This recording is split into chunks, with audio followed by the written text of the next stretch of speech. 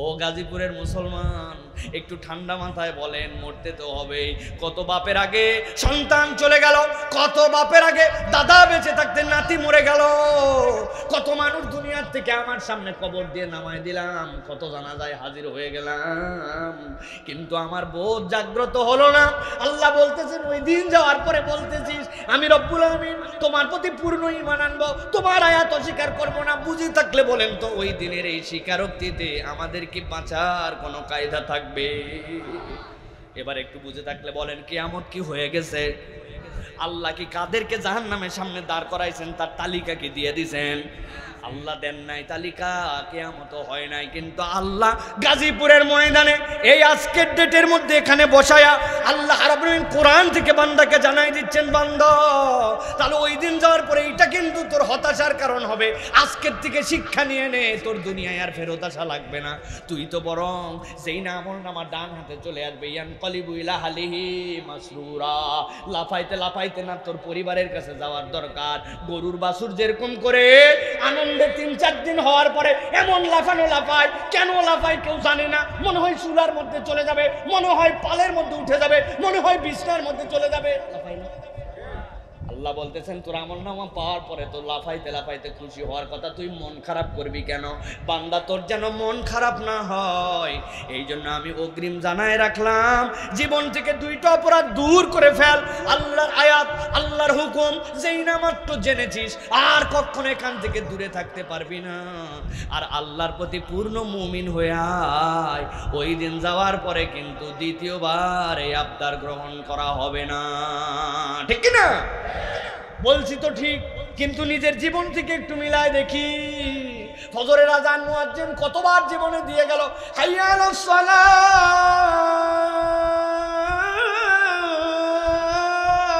কল্যাণের দিকে আয়, কল্যাণের দিকে আয়, আস-সালাতু খায়রুম মিনান নাওম,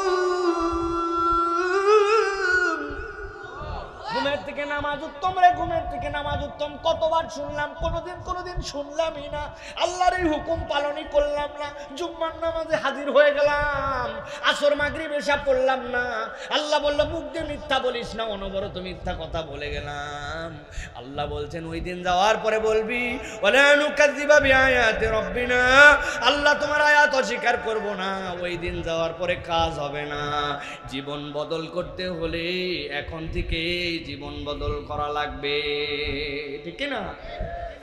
আল্লাহ বলতেছেন ওই মানুষগুলা, নবী আপনি দেখবেন আল্লাহর কাছে এসে বলতে শুরু করছে, কি বলতে শুরু করছে?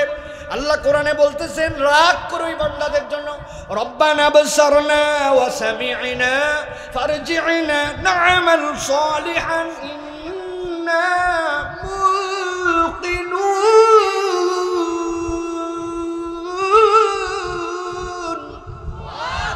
আল্লাহ বলতেছেন ওই মানুষরা বলতে শুরু করবে, আল্লাহ আহারে দুনিয়ার বুকে আমাদেরকে বহুত বুঝাইছিল, কিন্তু চিন্তা করছে ওগুলা বলেই হুজুরেরা, বলেই রে ভাই, বলে দুনিয়ায় সব কিছু পালন করলে চলা যায় না, ঠিক না ভাই?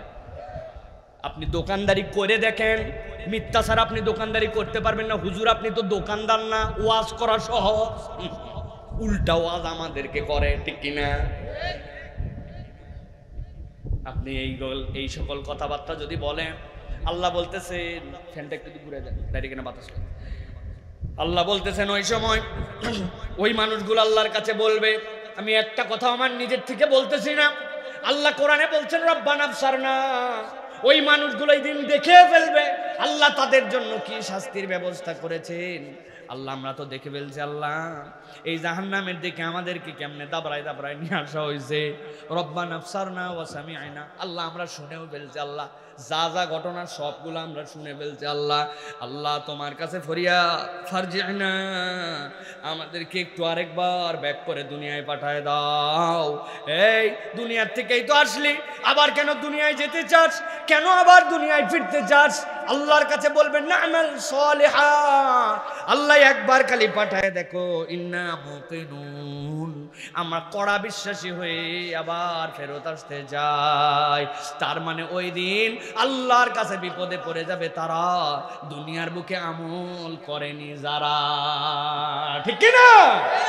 আমল লাগবে ভাই। একবার ওইদিক ঘুরাই দিলেন কেন ভাই? এটা কি হুঁশ আক্কেল বুঝলাম না। তাহলে প্রিয় ভাইয়েরা, আমরা 3টা পয়েন্ট শুনবো বলছি, ঠিক না ভাই? 1 নম্বরটার মধ্যে কি আছে? 1 নম্বরটার মধ্যে, ঠিক আছে, 1 নম্বরটার মধ্যে হচ্ছে আল্লাহ আজকে সব দেখে ফেলছি, আজকে আমরা পূর্ণ ইমানদার হয়ে যাব, আর আল্লাহ আমাদেরকে দুনিয়ায় ফেরত পাঠাও, আমরা দুনিয়ায় যাওয়ার পরে এবার একদম পাক্কা আমলদার হয়ে যাব। কিন্তু দুনিয়ায় ফেরত আসা যাবে, তাহলে আমলের জিন্দেগি গঠন করে দুনিয়া থেকেই যাওয়া লাগবে, ঠিক কিনা ভাই?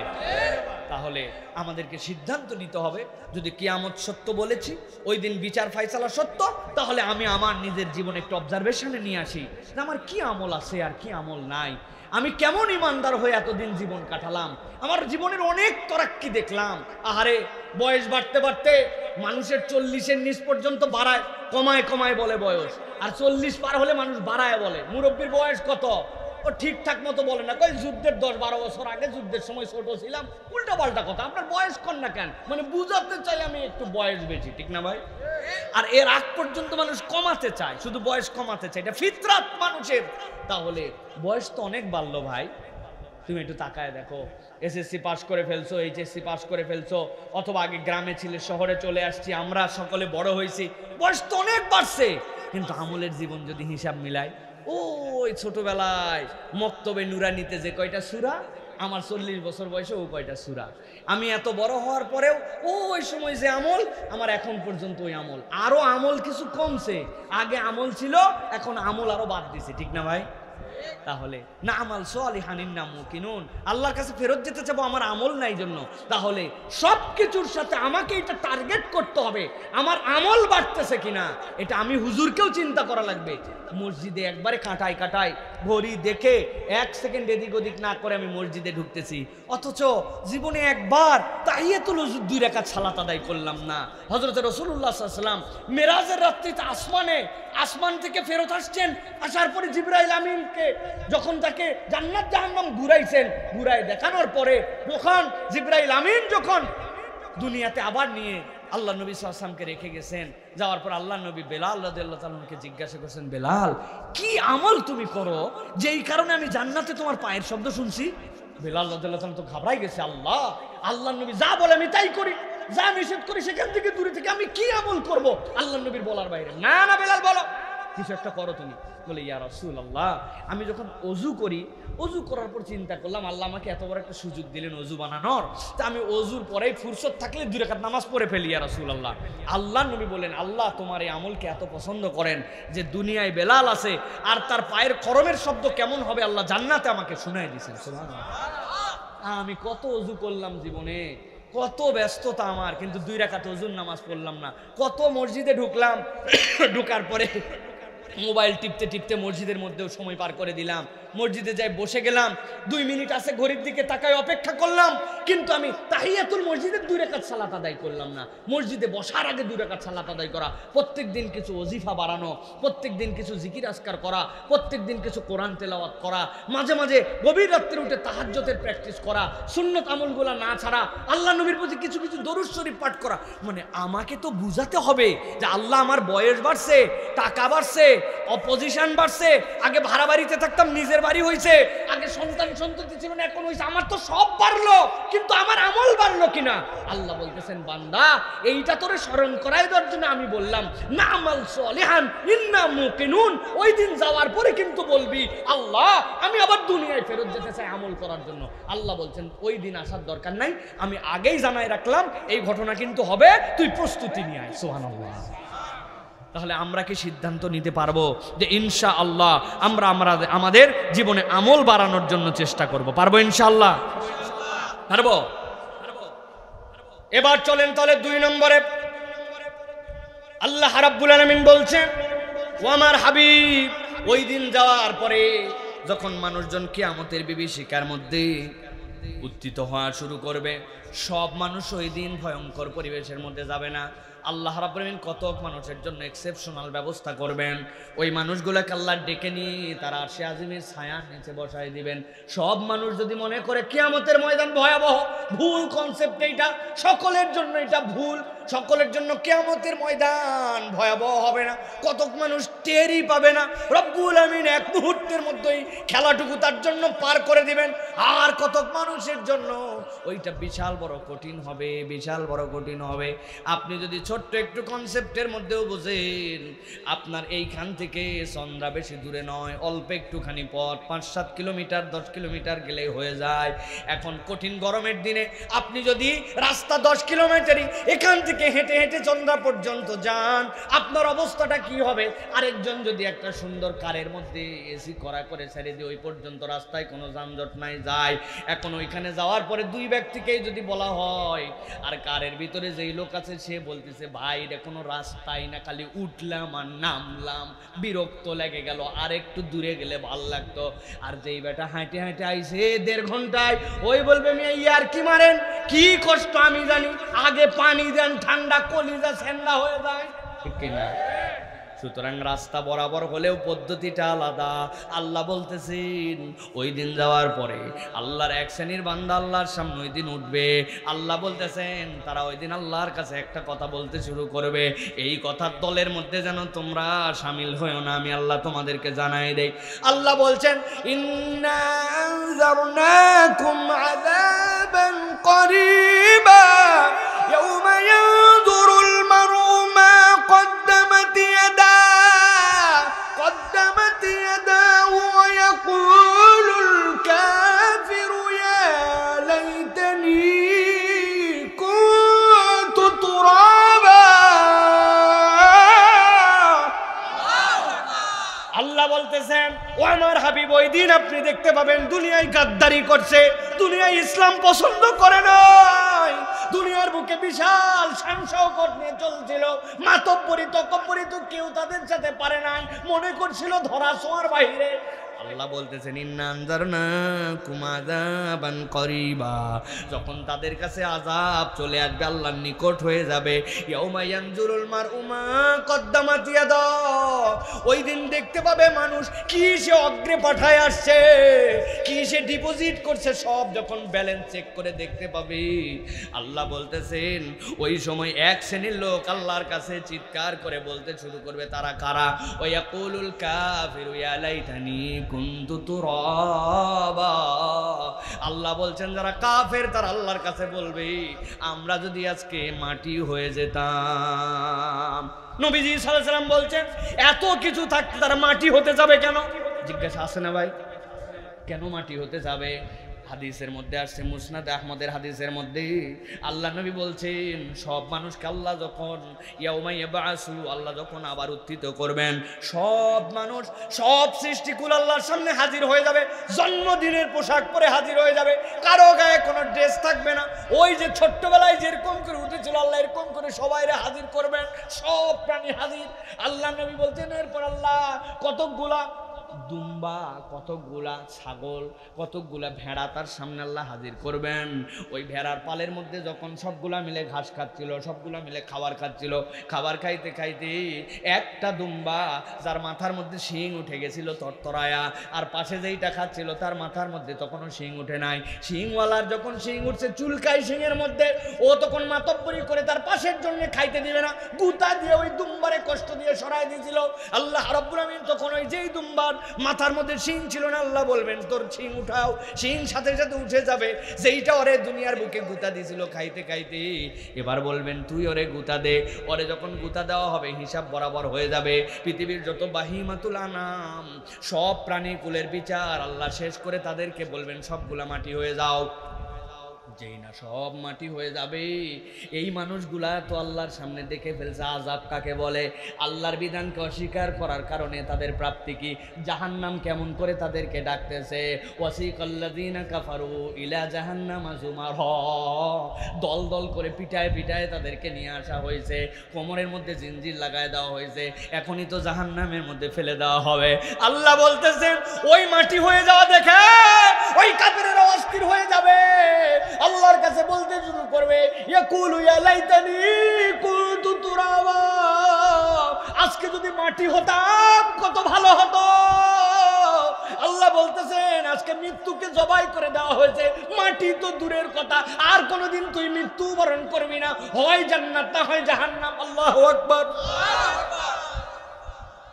আল্লাহ বলতেছেন, বলতে শুরু করবে, ইয়াকুলু ইয়া লাইতানি কদ্দামতু লিহায়াতি ফায়াউমা ইযিল লা ইউআযিবু আযাবাহু আহাদ ওয়া লা ইউসিকু ওয়াসাকাহু আহাদ। যেই পণ্ডিতের ওই দিন এই কথা বলবে, আল্লাহ বলতেছেন আমি আল্লাহ তাদেরকে অগ্রিম বলে রাখলাম, দুনিয়ায় কিচ্ছু বলি নাই, দুনিয়ায় মাতব্বরি তকব্বরি করছিস, কিন্তু আমি আল্লাহ বললাম ইয়াউমা ইযিল লা ইউআযিবু আযাবাহু আহাদ ওয়া লা ইউসিকু ওয়াসাকাহু আহাদ। আমি আল্লাহ তোরে এমন বাঁধা বাঁধবো, আমি আল্লাহর মতো তোরে কেউ বাঁধতে পারে না। আল্লাহ যদি কাউরে ধরতে চান তারে কি উপযুক্ত আমল নামাওয়ালা হইয়া, ঠিক কি না? দুনিয়া মাজরাউল আখিরা, সব বুঝি আমরা, কে বুঝে না? আমিও বুঝি, আপনিও বুঝেন। এই দুনিয়া আখিরাতের কর্মক্ষেত্র কে বুঝে না? সবাই বুঝে। আজকে সারাদিন কাজ করলে আমার বেতন হবে, না হলে বেতন হবে না। মাস ঠিক মতো হাজিরা দিলে মাস শেষে সে অনুযায়ী দেখে লেট ফাইন পর্যন্ত আছে, পরপর 3 দিন লেট করে আসলে একদিনের বেতন গায়েব হয়ে যায়। কে না জানে? সবাই বোঝে। ঠিকঠাক মতো দোকানে না আসলে মালিক তারে বাদ দিয়ে দিবে, সবাই বোঝে। শুধু বুঝলো না যে ওই অনন্ত জীবন যেখানে আমাকে যাইতে হবে, তার জন্য আমার কিছু চালান লাগবে। আল্লাহ কঠিন কোনো চালানও দেন নাই আপনার জন্য যে খাওয়া বাদ দে, নাওয়া বাদ দে, প্রত্যেক দিন রোজা রাখ, প্রতি রাত নামাজ পড়। আল্লাহ বলেন নাই। আল্লাহ বলতেছেন বান্দা আমার ফরজ হুকুমগুলো তুই পালন কর, 5 ওয়াক্ত নামাজটা বাদ দিস না, হ্যাঁ, তুই মিথ্যা কথাটা বলিস না, হারামের সাথে জড়িত হইস না, আল্লাহর সাথে কাউকে শরিক করিস না, পর্দা পুশিদা ফরজ হলে পর্দা পুশিদাটা ঠিকঠাক মতো কর, দাড়ি রাখার যদি উপযুক্ত হয়ে যায় এই কবিরা গুনাহটা করিস না, এটা তুই ছেড়ে দে, টাকনুর উপরে কাপড়টা উঠায় চল, সুদ ঘুষের সাথে তুই জড়িত হোস না, বান্দার হকে তুই ফাঁকি দিস না। তুই বান্দার হকে কেমনে ফাঁকি দে, তুই আল্লাহর কাছে কেমনে তুই রিওয়ার্ড আশা করিস রে ভাই? রে ভাই, কি বুদ্ধি হাজী সাহেবের, কল্পনাই করতে পারবেন। হাজী সাহেবের 10 বিঘা জমি, হজে যাওয়ার আগ দিয়া ওনার 1 মেয়ে আর ওনার 2 ছেলে, উনি বুদ্ধি করে মেয়েদেরকে ডাইকে এনে বলছে, মা তোদের বিয়ে শাদীর সময় অনেক খরচ হয়েছে, তো এই যে আমার ভালো জমি যেটা আছে ওইখান থেকে তোকে আমি 7.5 শতক তোরে দিয়ে দিচ্ছি, মা বিশাল দাম এটা, আর তুই আমি ফিরতে পারি কি না পারি তুই বাবা আর মনের মধ্যে ধরিস না, বাকি জমি জমা যা আছে 9 বিঘা এটা 2 ছেলের মধ্যে ইনসাফ মতো বন্টন করে দিছে। ঠিক আছে তো না ভাই? ঠিক নাই? ওইও বুঝছে ঠিক নাই। এখন না বুঝে মক্কা শরীফ রওনা হয়ে গেছে। মক্কা শরীফে যাওয়ার পরে খানায় কাবার সামনে যখন হাজির, হাজী সাহেব তখন খানায় কাবার সামনে হাত তুলে আল্লাহর কাছে দোয়া করতেছে। আল্লাহ কান্না ঠেলা, আশপাশের লোকজনের সাথে জড়িত হয়েছে যে বাপ রে বাপ, এইরকম আল্লাহর খাস বান্দা কি দোয়া করে দেখি। হাজী সাহেব দোয়া করতেছে, রব্বুল আলামিন আশা রাখ দে আল্লাহ, মেয়েদেরকে একটু কম জমি দিয়া, একটু কম দিয়া, ছেলেদেরকে আল্লাহ একটু বেশি দিয়েছে, আল্লাহ কাজটা করা ঠিক হয় না। আল্লাহ খানায় কাবার সামনে আসলে প্রথম দোয়া করল, আল্লাহ তুই সব গুনাহ মাফ করে দিস, আল্লাহ আজকে আমার এই ভুলটা তুই দোয়া করে মাফ। বুঝে থাকলে বলেন তো, বান্দার হক নষ্ট করে যদি আল্লাহর সামনে যায় আর আল্লাহর কাছে দোয়া করে, ওই দিন কি রব্বুল আলামিন ওই হক নষ্টের গুনাহ মাফ করবে? আল্লাহ রাব্বুল আমিন বলছেন ওই দিন যাওয়ার পরে এমনি এমনি তো তুমি মাটি হতে চাও নাই, তোমার মাটি হওয়ার পিছনে কারণ ছিল। তুমি রব্বুল আমিনের সামনে ওই দিন হাজির হয়েছো কারণ এমন কাজ করে আসছো, তোমার আমলনামা তোমার সামনে চলে আসছে। বাপ মা তোমাকে কত স্নেহ করে করে বড় করলো, আদরে আদরে তোমারে বড় করে এই পর্যন্ত নিয়ে আসলো। তুমি যখন একটুখানি হাত পা চলা করা শিখছো, যখন তোমার বল ফুটে গেছে, যখন তুমি একটু সাবালক হয়েছো, তখন তুমি তোমার বাপ মার সাথে গাদ্দারি করো, বেয়াদবি করো। তোমার বাপ মা যেদিকে বলে সেই দিকে চলো না। চিন্তা করছো বাপ মায়ের কথা মানার না মানার মধ্যে কি যায়? আমার আল্লাহ বলছেন ওয়াকাদা রাব্বুকা আল্লা তা'বুদু ইল্লা ইয়্যা ওয়া বিল ওয়ালিদাইনি ইহসানা। আমি আল্লাহর হুকুম মানার পরে বাপ মায়ের কথা মানা তোর জন্য ফরজ করছিলাম বান্দা।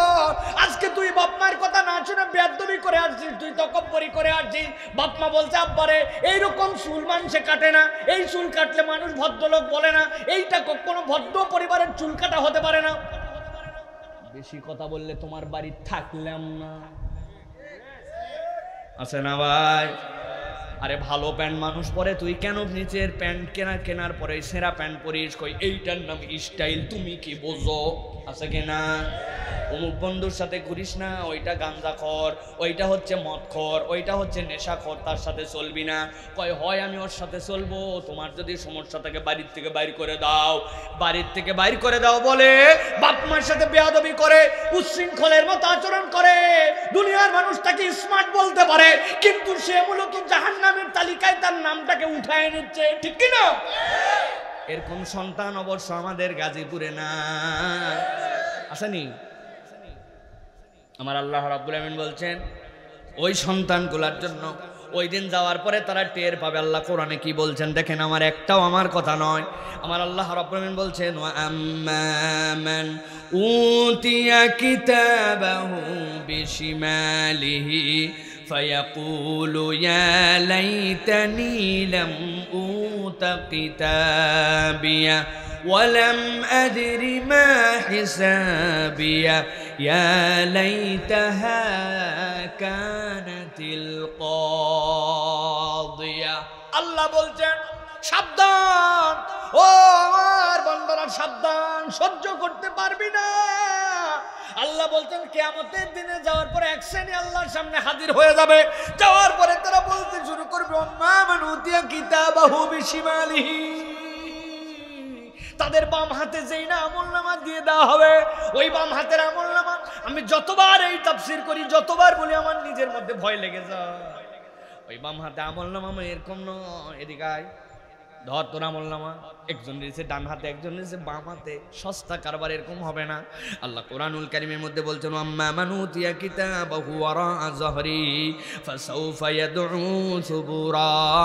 ওই বান্দাকে ডাক দেওয়া হবে, ডাক দেওয়া দেখে ওই বান্দা ভয় পেয়ে যাবে। আল্লাহ নবী বলছেন ওই ডাক দেওয়া দেখে কেন ভয় পাবে জানো নাকি? আল্লাহ নবী দোয়া করছেন আল্লাহুম্মা হাসিবনি হিসাবান ইয়াসীরা। ওই আল্লাহ তুমি আমার হিসাবকে সহজ করে দাও। আল্লাহ যদি কিয়ামতের ময়দানে কাউকে একবার বলেন হিসাব দে বান্দা, ওই বান্দা ফেঁসে যাবে, হিসাব আর সে দিতে পারবে না। ওইটার মানেই তার ধরা খেয়ে যাওয়া। আল্লাহ ডেকে বলতেছেন এদিকে আয়, তোর আমলনামা বাম হাতে দেওয়া হবে, এরকম করে কেবল হাতে দেওয়া নয়। আল্লাহ বলতেছেন বাম হাতটা পিছন দিকে নেওয়া হবে, এরপরে বক্ষ ভেদ করে দেওয়া হবে, এই কলিজা ভেদ করে বাম পাশ থেকে তার হাত বের হয়ে আসবে। কল্পনা করে দেখেন, একবার যদি কারো বক্ষ ভেদ করে এই কলিজা ভেদ করে হাত বের হয়, ওই বান্দা বলবে আল্লাহ আমার যা বিচার করো করো, আমার আমলনামাটাই আমার হাতে দিও না। আল্লাহ আজকে যদি বিচার না হতো, আজকে আমার মৃত্যুর মাধ্যমেই যদি সব শেষ হয়ে যেত, বড় বাঁচা বেঁচে যেতাম।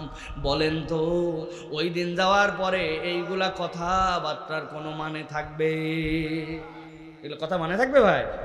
আল্লাহ আমার যদি হিসাব না হতো, আল্লাহ আমি যদি মাটি হতাম, আল্লাহ রাব্বুল আমিন আমার যদি আজকে মৃত্যুর মাধ্যমে সব শেষ হয়ে যেত, এগুলো ফাও আলাপের কোনো দাম থাকবে ওই দিন? কিন্তু আল্লাহ কোরআনে টু দা পয়েন্ট এইটা বলে রাখতেছেন বান্দা ওই আলাপের তোর দাম হবে না। কিন্তু আজকে গাজীপুরের মধ্যে জুমার রাত্রে বসে বসে তুই শুনছিলি কোরআনের এই বয়ান।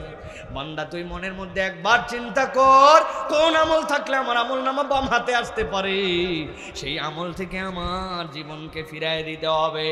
আমার আমলনামার মধ্যে দেখা যায় নামাজ নাই, আমার আমলনামার মধ্যে দেখা যায় আমার বাপ মার সাথে সম্পর্ক ভালো নাই, আমার আমলনামার মধ্যে দেখা যায় বান্দার হক মারে খেয়ে ফেলছে, আমি সামান্য একটু জমির মায়া ত্যাগ করতে পারি নাই, ঠেলে ঠেলে নিজের ওই সানসেটটা রাস্তার মধ্যে তুলে দিছি, বাউন্ডারি ওয়ালটা পাওয়ার ছিল, ক্ষমতা ছিল, একটু জোর করে এক হাতে একটুখানি বাইর করে দিয়ে জমি দখল করে নিয়েছি, বুড়া হয়ে গেছি।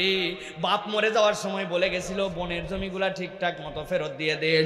বোনদেরও বিয়া হয়ে গেছে, বোনেরা আর লজ্জায় বলতে পারে না, কিন্তু তাদের জমি জমা সব আমার পেটের মধ্যে। উলাইকা ইয়াকুলুনা ফি বুতুনিহিম নারা। আল্লাহ বলতেছেন তুই তো ধান চাল খাস নাই, তুই পেটের মধ্যে আগুন গিলে ফেলছিস। আল্লাহ বলছেন সাবধান হয়ে যা বান্দা, দুনিয়ার পাওয়ার দিয়ে কি করবি, দুনিয়ার ক্ষমতা দিয়ে কি করবি, পত তকব্বরি দিয়ে কি করবি, ওইগুলো একটাও তোর জন্য কাজ দিবে না। ওই দিন যাওয়ার পরে যেন বাম হাতে আমল নামা না আছে, এই জন্য ডান হাতে আমল নামার প্রস্তুতি নে, ঠিক কিনা? তাহলে প্রিয় ভাইরা, এটা গেল 2 নম্বর পয়েন্ট। 1 নম্বরে কি, দুনিয়ায় ফেরত আসতে চাবে আর ভালো কাজ করতে চাবে। আর 2 নম্বর কি, বাম হাতে আমল নামা আসার পরে বলবে যে আল্লাহ আমার মৃত্যু না হলেই ভালো, মাটি হলেই ভালো। এগুলো একটাও ওই দিন কথা কাজ দিবে না। কারণ কি, আল্লাহ যা বলছে ও তা করে নাই, ঠিক কিনা? তাহলে প্রিয় ভাইরা, আমাদেরকে আমাদের জীবন শুধরানোর দরকার আছে কিনা? বুঝে থাকলে বলেন দরকার আছে। এই জন্য প্রিয় ভাইরা, আল্লাহ রাব্বুল আলামিন যেন আমাদেরকে রাইট ট্র্যাকে চলার তৌফিক দান করেন। আলোচনা কি আরেকটু চলবে ভাই? ইনশাআল্লাহ চলবে, শেষ করে যাব। 3টা পয়েন্ট বলবো বলেছে। আলহামদুলিল্লাহ, আমি আপনাদের এই প্রাণবন্ত উপস্থিতি, আলহামদুলিল্লাহ, আল্লাহ রাব্বুল আলামিন যেন আমাদের আশা বসাকে আজকে নাজাতের ওসিলা বানায় দেন। তাহলে 2টা গেল। এবার 3 নম্বর, হাসরের দিনে আরেকটা ভয়াবহতা হবে, যেই ভয়াবহতাটা ভয়ঙ্কর ভয়াবহতা, যেই ভয়াবহতাটা ওই দিন মানুষকে পাগল বানায় ফেলবে। মানুষ ওই দিন আল্লাহ রাব্বুল আলামিনের সামনে ওই দিন অস্থির হয়ে যাবে। তারা আল্লাহ রাব্বুল আলামিনের সামনে এমনভাবে নিজেদের নিবেদন করতে শুরু করবে, যেই নিবেদনে আল্লাহ বলতেছেন আর কোনো রিমেডি থাকবে না। ও তরুণ, আমার প্রিয় তরুণেরা, যুবকেরা, কিশোর যারা, ছোট ছোট ভাইয়েরা যেইগুলো আছো, তাদের জন্য বলি, আল্লাহ রাব্বুল আমিন বলছেন মুরব্বীরা তো একটা বয়স পার করে ফেলেছে, কিন্তু আল্লাহ রাব্বুল আমিন ওই দিন যাওয়ার পরে এক শ্রেণীর মানুষ আল্লাহর কাছে বলতে শুরু করবে। তাদের কথা আল্লাহ বলতেছেন, দুনিয়ায় কি বলবে তারা? তারা বলতে শুরু করবে, ওয়া ওয়াইলাতা ইয়া ওয়াইলাতা লাইতানি লাম আত্তাখিয ফুলানান খলিলা লাকাদ আযাল্লানি আনিয যিকরি বা'দা ইয জাআনি ওয়া কানা আশ-শাইতানু লিল ইনসানি খাযুলা। আল্লাহ বলছেন, ও আমার হাবিব, ওই দিন আপনি দেখবেন এক শ্রেণীর মানুষ ওই হাসরের দিনে আল্লাহর কাছে ছোট্ট একটা কথা বলতেছে আর বুক চাপড়াচ্ছে। তারা বলতে শুরু করবে, ইয়া ওয়াইলাতা লাইতানি, কি আফসোস আমাদের, আজকে আমাদের থেকে হতভাগার কেউ নাই। কেন রে, কি কাজ তুই করছিলি জন্য এত আফসোস করতেছিস, নিজেকে এত অভিশাপ দিচ্ছিস, এত হতভাগা ভাবতেছিস কেন? কি তোর অপরাধ ছিল দুনিয়ায়? আল্লাহ বলছেন, তারা বলতে শুরু করবে, লামাত্তাখিজ ফুলানান খলিলা, আমাদের তেমন কোনো অপরাধ ছিল না, কেবল একটা অপরাধ ছিল, আমরা যদি উমুক রে বন্ধু না বানাতাম। আমি আরবিটা বলবো, আপনারা বাংলাটা বলবেন। আল্লাহ বলতেছেন ফুলানান খলিলা, আরবিতে ফুলান মানে হচ্ছে উমুক। বলেন তো ফুলান মানে কি? আরেকবার বলেন, জোরে বলেন। আচ্ছা, এই উমুকটা কে ভাই? উমুকটা কে? আল্লাহ রাব্বুল আমিন বলছেন, উমুক বলে দিলেন আল্লাহ নবীজির প্রতি 1450 বছর আগে। কিয়ামত পর্যন্ত কোরআনের মধ্যে উমুক থাকবে। এখন দেখো তো উমুকের জায়গায় কে আছে, বলে দিব ভাই, রাগ করবেন না তো। আল্লাহ বলতেছেন, উমুকটার পরিচয় দেন তো আমার হাবিব। লাকাদ আদাল্লানি আনিয যিকরি বা'দা ইয জাআনি, ওই ব্যক্তির কোনো দোষ ছিল না, ওই উমুকের একটা কেবল দোষ। লাকাদ আদাল্লানি আনিয যিকির, কোরআনের রাস্তা আমি চিনেই ফেলেছিলাম, ইসলাম আমি বুঝেই ফেলেছিলাম, আল্লাহর দিকে আমি চলা শুরুই করে দিয়েছিলাম, কিন্তু লাকাদ আদাল্লানি আনিয যিকরি বা'দা ইয জাআনি ওয়া কানা আশ-শাইতানু লিল ইনসানি খাযুলা। আল্লাহ বলতেছেন, বলবে আল্লাহ রে, পথ তো আমি পেয়ে গেছিলাম, কিন্তু আমার এই বন্ধুটা এত খারাপ, আমার কি চেনা পথ, জানা পথ, পরিচিত পথ থেকে আমারে ধাক্কায়া সরায় নিছিল। কেমনে সরালো তোরে? আমার বাপ মা বলছিল এইটা বিড়ি খা, এর সাথে ঘুরিস না। কিন্তু আমি চিন্তা করছিলাম আমি তো বিড়ি খাই না, ঘুরলে কি হবে? একদিন 2 দিন ঘুরতে ঘুরতে 10 দিন পার হওয়ার পর আমিও বিড়িখোর হয়েছি। ওই বিড়িখোর বন্ধু ঈদের চাঁদের সময় বলছে 12 মাস কি বিড়ি খায় চলে নাকি? রোজার ঈদ, মুখের ঈদ, আনন্দ ফুর্তি বলে একটা কথা আছে, আর বিড়িতে দম আসে না। এখন দম আসার জন্য বিড়ির ভিতরের মাল ফালায়া ভিতরে কুচকুচ করে কেটে পাতা ঢুকায়া এরপরে দিছে টান দিয়ে ঘোষণা দিছে, 1 টানেতে যেমন তেমন, 2 টানেতে রাজা, গাজীপুর অঞ্চলে উহার নাম গাজা। এরকম গাঁজাখোর বন্ধু আসেনি ভাই? ফ্যান্সি খোর বন্ধু আসেনি ভাই? লাকাদ আদাল্লানি আনি যিকির। আমি তো এরকম ছেলে ছিলাম না। আমার বাপ ভালো ছিল, আমার মা ভালো ছিল, আমি মুসলিম কমিউনিটিতেই বড় হয়েছিলাম, কিন্তু বন্ধুর খপ্পরে আমি নেশাখোর হয়েছি। বুঝে থাকলে বুকে হাত দিয়ে বলেন, ইমান দিয়ে বলেন, এরকম ছেলে পেলে আপনি চিনেন কিনা?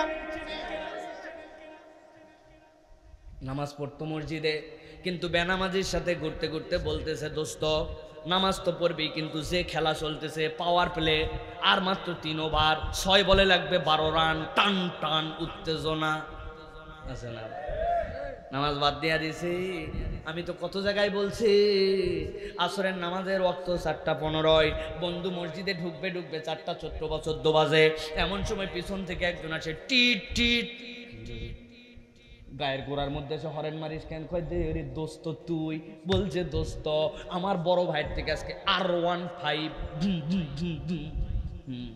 পিছনে ওঠ, চন্দ্রা পর্যন্ত একটা টান মেরে আসি, রাস্তা ফাঁকা ফাঁকা আছে, কত স্পিড দেখা যাবে।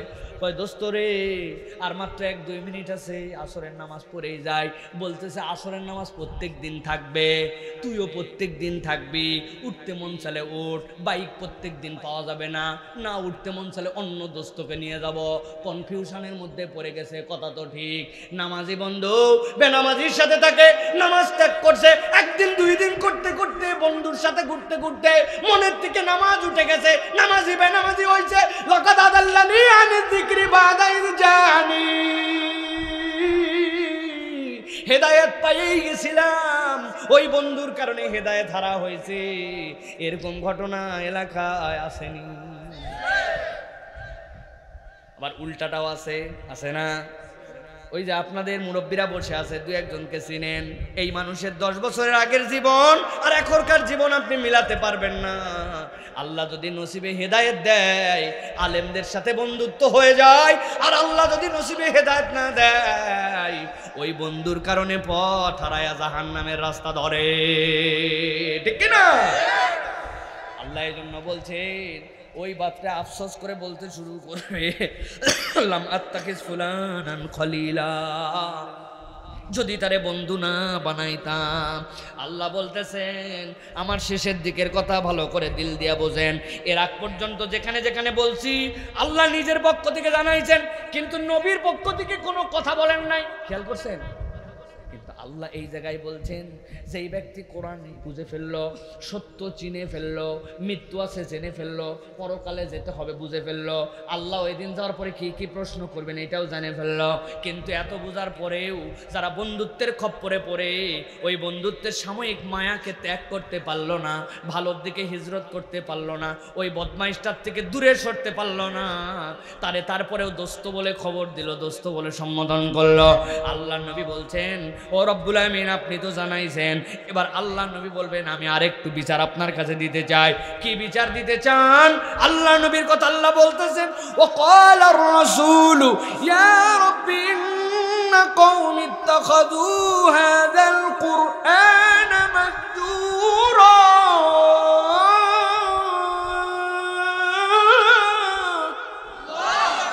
আল্লাহ বলছেন, রাসূলুল্লাহ সাল্লাল্লাহু আলাইহি ওয়াসাল্লাম সাথে সাথে সেই জায়গায় বলবেন, আল্লাহ বিচার ডবল করা লাগবে।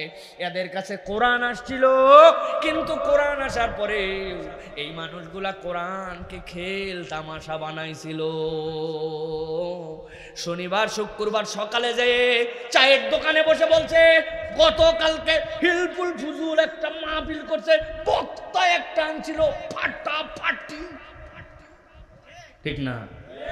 একজন বলছে ভাই মাহফিলে তো আমি থাকতে পারি নাই ভাই, কি ওয়াজ করলো কি ফাটালো, বলছে তা বলতে পারবো না কিন্তু ফাটাইছে। এরকম ওয়াজ হয় কিনা? আল্লাহ নবী বলতেছেন ওই মানুষের ব্যাপারে আল্লাহ নবী অভিযোগ দিবেন, ইত্তাখাযু হাযাল কুরআন মাহজুরা, ওরা এই কোরআনকে খেল তামাশা মনে করছিল। শুননেওয়ালা শুনে গেল, বলনেওয়ালা বলে গেল, বিষয়টা এরকম নয়। এই জন্য জীবন পরিবর্তনের জন্য আল্লাহ রাব্বুল আলামিন বলতেছেন ওই দিন যাওয়ার পরে আফসোস যেন না করতে হয়, বরং তোর আশাবাদ তো ভিন্ন রকম হবে। নচেত আল্লাহর কাছে বলবে ইয়া লাইতানি কুনতু মাহুম ফাআফুযা ফাওজান আযীমা, আমরা যদি তাদের সাথে থাকতাম আমরা তো আজকে সফল কাম হয়ে যেতাম।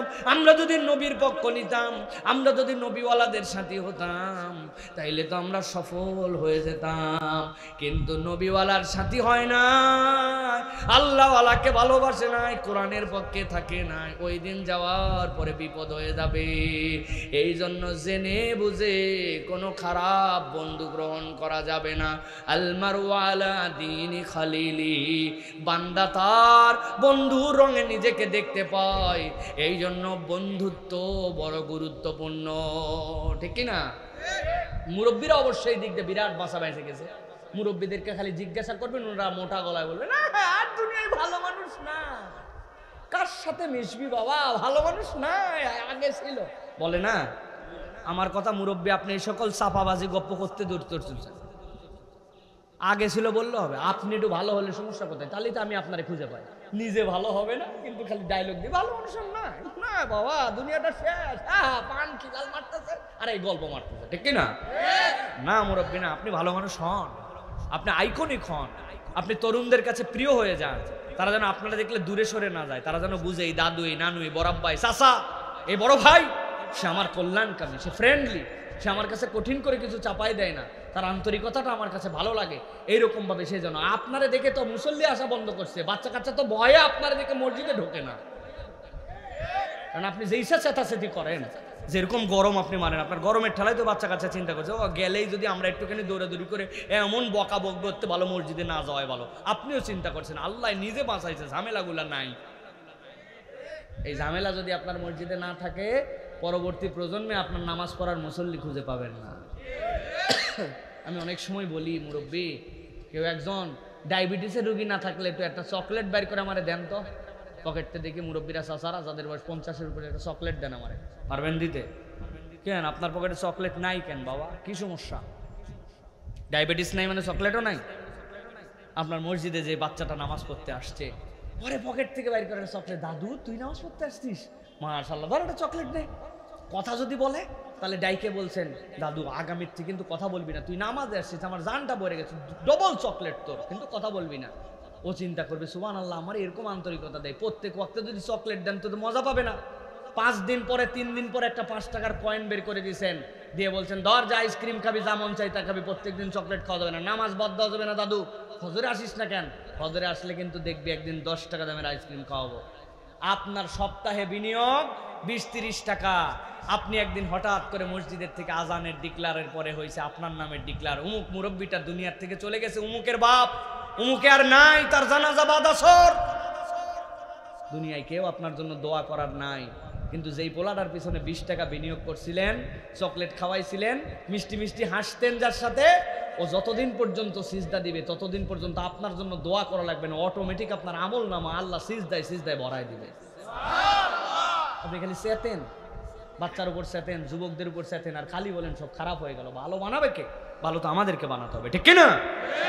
এই জন্য প্রিয় ভাইয়েরা, আমাদেরকে আল্লাহ রাব্বুল আলামিনের দিকে নিবেদিত হতে হবে, আল্লাহ রাব্বুল আলামিনের দিকে আমাদেরকে ফিরতে হবে, আল্লাহ রাব্বুল আলামিনের কাছে আমাদেরকে শেষ সমর্পণ নিজেদের কাছে করতে হবে। যদি না করি তাহলে আমার আজকের শেষ কথা, ওই দিন যাওয়ার পরে কিন্তু আল্লাহ রাব্বুল আলামিনের কাছে আমরা বিপদে পড়ে যাব। আল্লাহ রাব্বুল আলামিন বলছেন, নবী আপনি জানায় রাখেন, وَيَوْمَ يَعَضُّ الظَّالِمُ عَلَى يَدَيْهِ يَقُولُ يَا لَيْتَنِي اتَّخَذْتُ مَعَ الرَّسُولِ سَبِيلًا। হাসি তামাশার বিষয় নয়। আল্লাহ বলতেছেন ওই দিন সব মানুষ বিপদে পড়ে সবগুলো আফসোস করবে, কিন্তু এক শ্রেণীর লোক ওই দিন নিজের হাতগুলা নিজের হাতের মধ্যে নিবে, নেওয়ার পরে মুখের মধ্যে ঢুকায় কামড় দিবে, কামড় দিয়ে নিজের নখগুলা নিজে ফেলে দিবে। কি কঠিন বিষয় চিন্তা করে দেখেন, নিজের আঙ্গুলে নিজে কামড় দিয়ে নিজে কেটে ফেলা অস্বাভাবিক বিষয়। এটা এত সোজা বিষয় নয়। যত মাসুম বাচ্চাই থাক, ছোট বাচ্চাই থাক, অবুঝ বাচ্চাও যদি থাকে, আমি যদি তারে বলি বাবারে 1000 টাকা তোরে দিব, 1000 টাকা দিয়ে তুই অনেক কিছু করতে পারবি, তোর আঙ্গুলটা একটা কামড় দিয়ে আমার হাতে জমা দে, ওই বাচ্চা পর্যন্ত, মাসুম বাচ্চা পর্যন্ত দিতে যাবে না, ঠিক কিনা? আল্লাহ রাব্বুল আমিন বলছেন ওই দিন যাওয়ার পরে ইয়াউমা ইয়াতুজ যালিমু আলা ইয়াদাই, এক শ্রেণীর লোক ওই দিন নিজের হাতের মধ্যে নিজে কামড় দিবে, কামড় দিয়ে আল্লাহর কাছে আফসোস করবে আর বলতে শুরু করবে, আজকে আমরা কপাল পোড়া আমরা আল্লাহ রসুলের দলে অন্তর্ভুক্ত হই না। আল্লাহ বলতেছেন যারা ওই আফসোসকারী হবে, কিয়ামতের দিন ওই মানুষগুলার পরিচয় হয়ে যাবে জালেম। ওই জালেম কারা? রব্বানা যালামনা আনফুসানা, আল্লাহ রাব্বুল আলামিন আমাদের নফসকে তার তাবে করার জন্য প্রেরণ করেছিলেন, কিন্তু আমি আমার নফসের গোলামি করে আল্লাহর গোলামির থেকে আমি বেরিয়ে চলে গেছি। আল্লাহ বলতেছেন এই মানুষগুলা জালেম। জালেম মানে কেবল প্রশাসকের দিকে তাকায় না, নিজের দিকেও তাকান। আপনি আপনার স্ত্রীর সাথে, আমি আমার স্ত্রীর সাথে এমন কটু বাক্য ব্যবহার করি যেইটা একটা মানুষ হিসাবে তার সাথে ব্যবহার করা যায় না। আপনি হয়তো বাহিরে জালেম নন, কিন্তু বইয়ের কাছে জালেম, এরকম মুসলমান আছে কিনা? এক কথা দুই কথা পরে হাদি সাহেব এত বড় দাড়ি, নামাজ মিস করে না, কিন্তু বউরে গালি দেয়, ময়াকার গয় দীর্ঘই বানান করে দিব, দেই বানান করি। আপনি কি মনে করে এই গালিটা দিলেন? আপনি যে জালেম হয়ে গেছেন আপনি বোঝেন নাই। আপনি কোরআন প্রত্যেকদিন পড়েন, পড়তে পড়তে কোরআনের প্রতি আপনার এমন অনীহা আসছে, আপনি আগে ওযু করে পরে পেশাব করে তারপরে কোরআন পড়ে আছে না ভাই? না আপনি চিনবেন না, এরকম কিছু ব্যক্তিগতভাবে আল্লাহ শয়তান যদি তার সাথে লেগে যায় এরকম করে ফেলতে পারে। আমি বুঝানোর জন্য বললাম। আল্লাহ বলতেছেন জুলুমের বিভিন্ন লেভেল আছে, তুমি কেবল মনে করো না ওই রাষ্ট্রের উপরে বসে তারাই কেবল জুলুম করে, তুমি জালেম কিনা তুমি একটু হিসাব করো।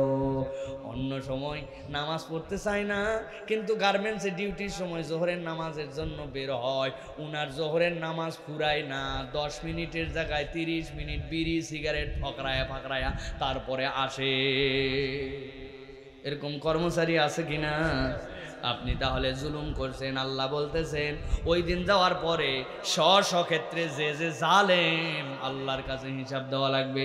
আপনি 3 তলায় থাকেন, 2 তলার মানুষকে আপনি গোনেন না, কান খুঁচায়া জালনা দিয়ে ফালাই দিয়েছেন, আপনি কটন বাটটা চেয়ারটা এমন জোরে টান দিয়েছেন, দরজাটা একটু মোবাইল দিলেই দরজাটা হালকা হয়ে যায়, কিন্তু আপনার দেওয়ার তবিয়তে নাই। দ্রাম করে দরজা মারে, পাশের বাসায় কে জেগে আছে, কে ঘুমায় গেছে, শিশু বাচ্চা আছে না কে আছে, চেয়ারটা টান দেয়। নিচতলার লোকের কি অবস্থা বিবেচনার মধ্যে যায় না। জুলুমের লেভেল উপর থেকে নিচ থেকে উপর পর্যন্ত আছে। আপনি মসজিদ থেকে বের হয়েছেন, জুতাটা উপর থেকে ছাড়িয়ে দিয়েছেন, ঠাস করে শব্দ হয়েছে, ভিতরে একজন মাসবুক নামাজ পড়তেছে, তার নামাজে ডিস্টার্ব হয়ে গেছে, এটাও একটা জুলুম। অমুকের বাড়ির ওয়ালের মধ্যে মাহফিলের পোস্টার লাগাই দিয়েছেন, অনুমতি নেন নাই মসজিদের ওয়াল, অন্যের টাকায় রং করা, আর আপনার পোস্টারে মসজিদ ছাপে গেছে। জুলুমের যে কত লেভেল আল্লাহর কাছে যাওয়ার পরে টের পাওয়া যাবে। এই জন্য আল্লাহ রাব্বুল আলামিন বলছেন ইয়াউমা ইয়া'আদ্দুজ যালিমু আলা ইয়াদাই, ওই দিন যাওয়ার পরে হাত কামড় দিবে তারা। আর মূল জুলুম কোনটা? তারা বলতে শুরু করবে ইয়াকুলু ইয়া লাইতানি ইত্তাখাযতু মা'আর রাসূলি সাবিলা, আমরা আজকে বেঁচে যেতাম, আমরা যদি আল্লাহর রসুলের পথ নিয়ে নিতাম। তার মানে সুন্নতের ইত্তেবাকারী হতে হবে।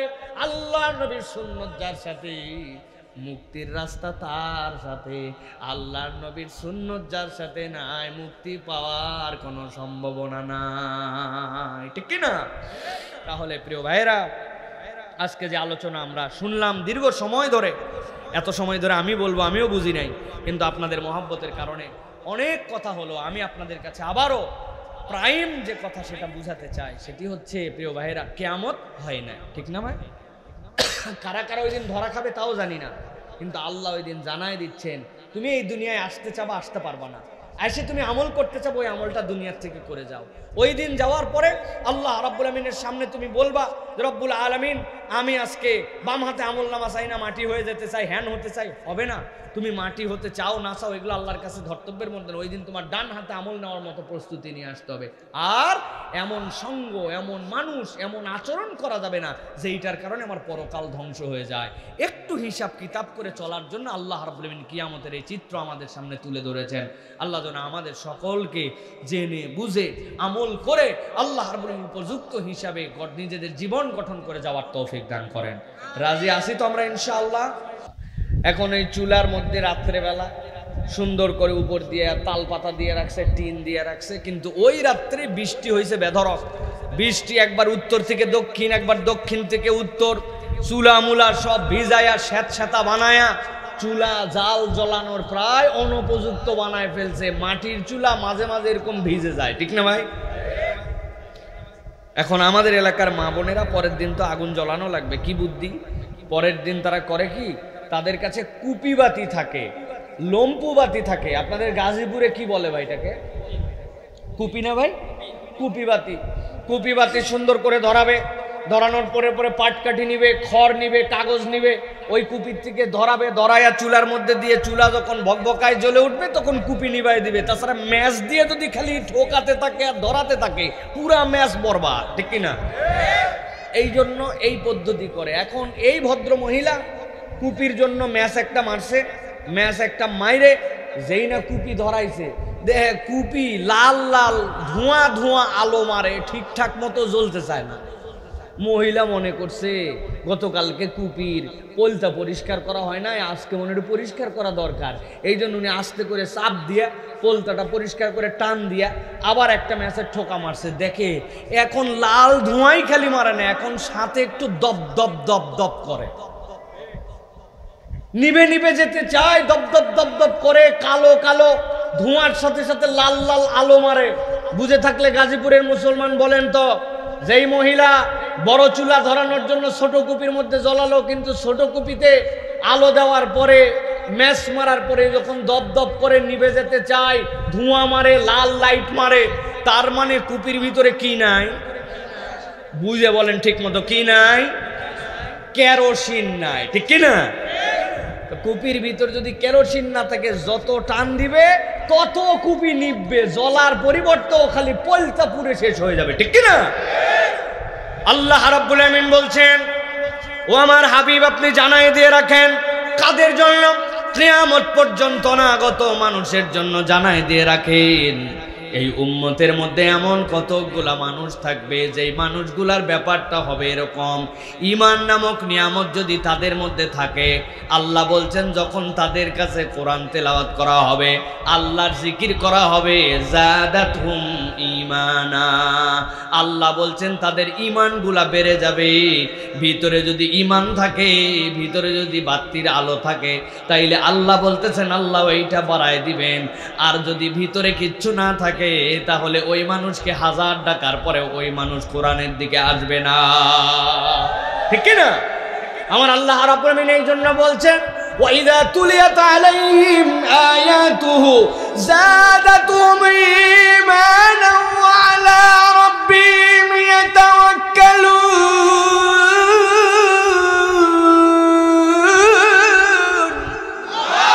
আল্লাহ বলছেন দুনিয়ার মানুষ যার ভিতরে ঈমান থাকবে, আল্লাহ রাব্বুল আমিন ওইটাকে বাড়ায় দিবেন। কত দূর পর্যন্ত বাড়াবেন?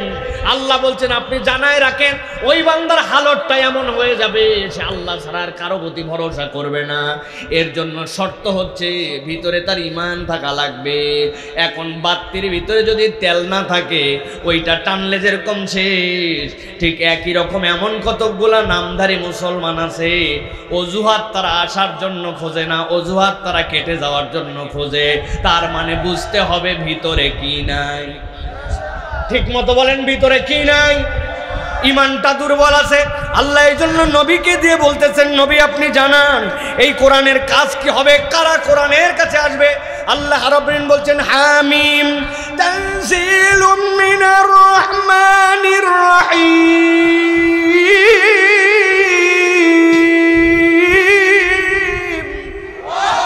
আল্লাহ বলছেন এটা জাত তার পক্ষ থেকে আসে নাই, এই কোরআন এসেছে রহমানুর রহিমের পক্ষ থেকে।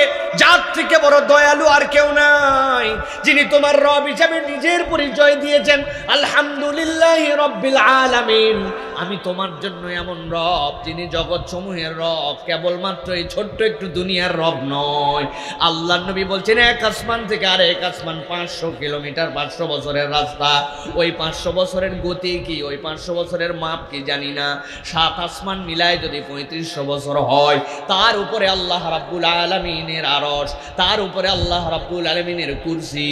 ওই জগৎগুলা যে কত বড়, কত অবাস্তব সেইটা কল্পনা করা যাবে না। আল্লাহ বলছেন তোর রব হচ্ছেন সেই সকল জগৎ সমূহের রব, আর তুই গোলাম হচ্ছিস সেই আল্লাহর গোলাম যিনি এত বড় জগতের মালিক। সুবহানাল্লাহ। আল্লাহ এরপরে নিজের পরিচয় অনেক দাপট দিয়ে দিতে পারতেন। দুনিয়ায় যদি কারো অল্প একটু পাওয়ার হয়, তার পরিচয়টা দেখবেন দাপটের হয়, ঠিক কিনা? মেম্বার যত গরম মারে তার থেকে বেশি গরম চেয়ারম্যানের যা গরম তার থেকে বেশি গরম এমপি সাহেবের, এমপির যা গরম তার থেকে বেশি গরম হচ্ছে মন্ত্রী সাহেবের। আর একবার যদি উনি প্রধানমন্ত্রীর কাছের লোক হতে পারে, দেশের টাকা যদি নির্বিঘ্নে বিদেশে পাচার করার পাওয়ারটা পেয়ে যায়, তাহলে মন্ত্রীরা পর্যন্ত তার কাছে খাওয়া নাই। বোঝেন নাই মনে হয় না? ভালো করে বোঝেন, আমি বোঝানোর জন্য বলছি। দুনিয়ায় যার যত পাওয়ার তার তত নিজের অ্যাপ্রোচের ক্ষেত্রে গরম অ্যাপ্রোচ থাকে। আমি কে জানিস নাকি? সেটা আমি নর্মাল কোনো বক্তা না, ইন্টারন্যাশনাল। উরে বাবা, ওই বক্তার পাশে আর কেউ যাইতে পারে না। বক্তার আচার আচরণে আর গরম দেখে এলাকার মানুষের মাথা খারাপ। আসেনি ভাই? এটা আমি বক্তার লাইন দিয়ে বললাম, সব জায়গাতে এরকম আছে। কেননা পাওয়ার যে ক্যারি করে, গভীর মনোযোগে আমি এমনি এমনি উদাহরণ দেই নাই, দিলটা একটু ঠান্ডা করে বোঝেন। যেই আল্লাহ নিজের পরিচয় দিলেন আলহামদুলিল্লাহি রাব্বিল আলামিন। বান্দা তুই এমন রবের গোলাম যিনি তোর রুবুবিয়্যাত নিয়েছেন। ওই রব যে কত বড় জগতের রব তোর মাথার মধ্যেও নাই, তার পাওয়ারটা কত বড়। আল্লাহর অনেক পাওয়ারফুল নাম আছে, আল কাহার, আল জব্বার, আল ওয়াহাব, আল আজিজ, যুল কুওয়াতিল মাতিন। আল্লাহ বলছেন আমার এত এত পাওয়ারের নাম আছে। দুনিয়ার মানুষের ফিতরত যত বড় পাওয়ার তত বড় তার পরিচয়, কিন্তু আল্লাহ বলছেন আমার যত বড় পাওয়ার, আমার সবচেয়ে বড় নরম পরিচয়টা বান্দা তোর কাছে দিলাম, আর রহমানির রহিম।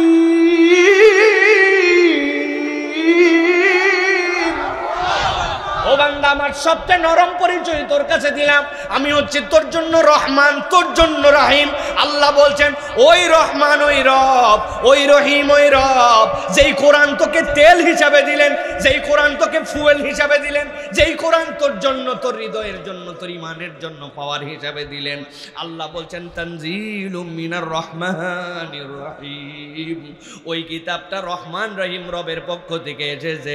কিতাবুন ফুসসিলাত আয়াতুহু কুরআনান আরাবিয়্যান লিকাওমিন ইয়ালামুন। আল্লাহ বলছেন এমন বিস্তারিত ভাবে এই কোরআন তোমার কাছে তুলে ধরেছি, যদিও আরবি ভাষায়, কিন্তু বান্দা বুঝো দুনিয়াতে আগ পর্যন্ত 103 খানা আল্লাহ কিতাব প্রেরণ করেছেন। প্রত্যেকটা কিতাব ওই জাতি গোষ্ঠীর ভাষায় আল্লাহ ট্রান্সলেট করে পাঠাইছেন। বুঝেন নাই মনে হয়? আরশে আজিমের রব অবতীর্ণ করেছেন, কিন্তু ওইটা ছিল ওই এলাকার লোকের, ওই নবীর, ওই কওমের জন্য ট্রান্সলেট করে দেওয়া। ওইখানকার মানুষ হিব্রু ভাষাভাষী, আল্লাহ হিব্রু ভাষায় দিয়ে দিয়েছেন। ওইখানকার মানুষ হিন্দি ভাষাভাষী, আল্লাহ হিন্দি ভাষায় দিয়ে দিয়েছেন। ওইখানকার মানুষ ইব্রানি ভাষার লোক, আল্লাহ ইব্রানি ভাষায় প্রেরণ করেছেন। কিন্তু আল্লাহ বলছেন একমাত্র কোরআন আমি আল্লাহ রাব্বুল আলামিন যেটা কোনো ট্রান্সলেট করি নাই, কালামুল্লাহ, আল্লাহর মুখ দিয়ে যেরকম করে বেরোয় উম্মতে মুহাম্মাদির জন্য ওই রকম করে আল্লাহ প্রেরণ করেছেন। আল্লাহ বলতেছেন ফুসসিলাত আয়াতুহু, আল্লাহ সবগুলা ব্যাখ্যা করে দিয়েছেন কুরআনান আরাবিয়্যান লিকাওমিন ইয়ালামুন, তারা যেন এটা অনুভব করতে পারে, তারা বুঝতে পারে আল্লাহ ওই ভাষাটাকেও তার জন্য সহজ করে দিয়েছেন। আর বান্দা যখন কোরআনটাকে নিজের মধ্যে তেলাওয়াত করে, নিজের মধ্যে আবৃত্তি করে, বান্দা অবাক বিস্ময়ে খেয়াল করে এইটা আমার রবের কালাম। আর আমার মতো নাচিস নাখান্দা জাহান্নামে যাব আল্লাহ যদি দয়া না করে। সেই বান্দার ঠোঁট দিয়ে আল্লাহর কালাম উচ্চারিত হয়, যেই বান্দার ঠোঁট দিয়ে আল্লাহর কালাম উচ্চারিত হয়, আমার নবী সাল্লাল্লাহু আলাইহি ওয়াসাল্লামের অসংখ্য হাদিস প্রমাণ করে ওই বান্দা যদি শিরিক মুক্ত ঈমান নিয়ে কবরে যেতে পারে। যেই বান্দার জবান দিয়ে আল্লাহর জবান উচ্চারিত হয়েছে, ওই বান্দাকে আল্লাহ জাহান্নামে দিবেন না। আল্লাহ এই জন্য নবীকে বলছেন বাশীরা ওয়া নাযীরা, আপনি আগে ভয় দেখাবেন না, বাশীর আগে আপনি সুসংবাদ দেন, পরে আপনি ভয় দেখান। সুবহানাল্লাহ। এর আগ পর্যন্ত যত পয়গম্বর, গভীর মনোযোগ, আল্লাহ রাব্বুল আলামিন হযরত নূহ আলাইহিস সালামকে প্রেরণ করেছেন। নূহ আলাইহিস সালামের নাম শুনছেন আপনারা? কয় বছর দাওয়াত দিয়েছেন? কয় বছর? একটু বুঝে বলেন ভাই, মনে হচ্ছে বাপরে বাপ 2-3 বছর। 950 বছর আপনার আমার 11 বংশ 15 বংশের সমান একা একটা মানুষ দাওয়াত দিয়েছে। আল্লাহ রাব্বুল আমিন বলতেছেন আনজির কওমাকা, আপনি যাবেন, যাওয়ার পরে আপনার কওমকে ভয় দেখাবেন, সতর্ক করবেন। আপনার দায়িত্ব হচ্ছে তাদেরকে আল্লাহর আযাব সম্পর্কে জানায় দেওয়া। আর আল্লাহ আপনার আমার পয়গম্বরকে বলতেছেন, ও আমার হাবিব, আপনাকে তো আমি ভয় দেখানোর জন্য আগে প্রেরণ করি নাই, বাশীরা ওয়া নাযীরা। আপনি আগে যে আপনার উম্মতকে বাশারতটা জানায় দিবেন, আপনি তাদেরকে শুভ সংবাদ জানাবেন। ও উম্মত, আল্লাহ তোমার জন্য কত সহজ করেছেন, কত বিধানকে তোমার জন্য শিথিল করে দিয়েছেন। আপনাকে যদি বলা হতো গরুর গোশত খাইতে পারবে, কিন্তু চর্বিগুলা সব বাদ দেওয়া লাগবে, একবারে শুকনা চর্বি খাওয়া তোর জন্য হারাম, তাহলে এই গরুর গোশত খাওয়া আর না খাওয়া আমাদের জন্য সমান হইত। আল্লাহ আগের কমকে এরকম কঠিন কঠিন বিধান দিয়ে রেখেছিলেন, তাদের কাছে ওই জিনিসগুলো আল্লাহর পক্ষ থেকে শাস্তির মতো হয়ে গিয়েছিল। কিন্তু আল্লাহ উম্মতের জন্য এত সহজ করেছেন, এই উম্মত যা ভালোবাসে আল্লাহ 90% তার জন্য হালাল বানায় দিয়েছেন। সুবহানাল্লাহ। আল্লাহ বলতেছে নবী বাশীর করলাম আপনাকে, এই উম্মত যেন হৃদয় থেকে অনুভব করতে পারে আল্লাহ রাব্বুল আমিনের দয়া তার প্রতি বেশি। উম্মতে মুহাম্মদী ছাড়া এত দয়া আর কোন উম্মত পায় না। সুবহানাল্লাহ। তারপরেও দেখবেন যে এক শ্রেণী আসতে পারে না, এক শ্রেণীর দিল টানে না। তার মানে বুঝতে হবে ভিতরে কি নাই না, ঈমান নাই একবারে বলে দিয়েন না, আছে কিন্তু মাল কম, কেরোসিনটা কম। তাহলে এই যে প্রোগ্রাম, যেই প্রোগ্রামগুলিতে আমরা আসি, আমরা কোরআন সুন্নাহ থেকে কথা শোনার জন্য চেষ্টা করি, এইগুলোতে আসার আমাদের দরকার আছে না নাই ভাই? দিল থেকে বলবেন আছে না নাই? আছে। আল্লাহ রাব্বুল আলামিন আমাদেরকে এই কুরআনুল কারীম থেকে এই কথাগুলি শোনার মতো তৌফিক দান করেন, বলেন আল্লাহুম্মা আমিন। প্রিয় ভাইয়েরা, আমি আপনাদের কাছে দীর্ঘ করব না। সচরাচর বৃহস্পতিবার রাত্রে আমি মাহফিলেই কম যাই, যেহেতু জুমা থাকে এবং আমার কাছে জুমার একটা আলাদা গুরুত্ব আছে। কিন্তু এখানে আমাদের ভাইদের মহাব্বত, ভালোবাসা, অনেক দিনের প্রচেষ্টা এবং আমারও আসার আগ্রহ সব মিলায়ে আজকে আপনাদের এখানে আসছি। এবং আমাকে একটা নির্ধারিত বিষয়ের উপরে কথা বলার জন্য অগ্রিম বলা হয়েছে, সেই অনুযায়ী আপনাদের কাছে আমি সংক্ষিপ্তভাবে কিছু কথাবার্তা রাখার জন্য চেষ্টা করব, যেই কথাগুলি শুনলে, মানলে, জানলে আমাদেরকে আল্লাহ রাব্বুল আমিন দুনিয়া আখিরাতে কল্যাণ দান করেন। এরকম কিছু কথা অল্প সময়ে আপনাদের কাছে উপস্থাপন করতে চাই, যদি আপনারা 100% মনোযোগ দিয়ে শুনতে চান। আপনারা কি রাজি আছেন ভাই? ইনশাআল্লাহ ভাই। কারা কারা রাজি আছেন দেখে 2 হাত উঁচু করেন। আমার যে ভাইরা দাঁড়িয়ে আছেন, আপনারা যদি দাঁড়ায় শোনেন আমার কোনো আপত্তি নেই, কিন্তু আমাদের এখানে চেয়ার আছে।